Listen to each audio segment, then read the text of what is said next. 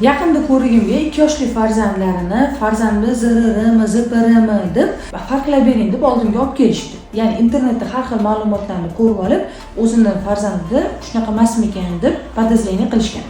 Endi bir-biridan farqini ajratib olaylik.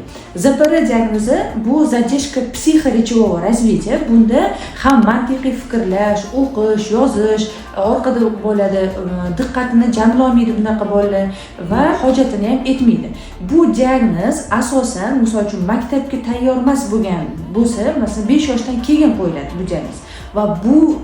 Va ZPR davolashda nevropatolog, logoped va kerak bo'lsa psixiatr birga ishlash kerak bo'ladi.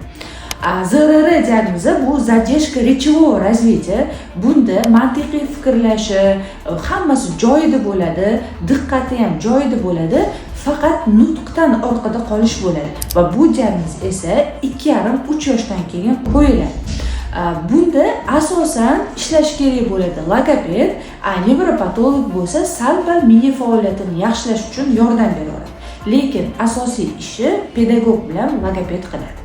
Sizni farzandingizning rivojlanish yoshiga mosmi? Kommentariyada yozing, men har biriga javob berib chiqaman.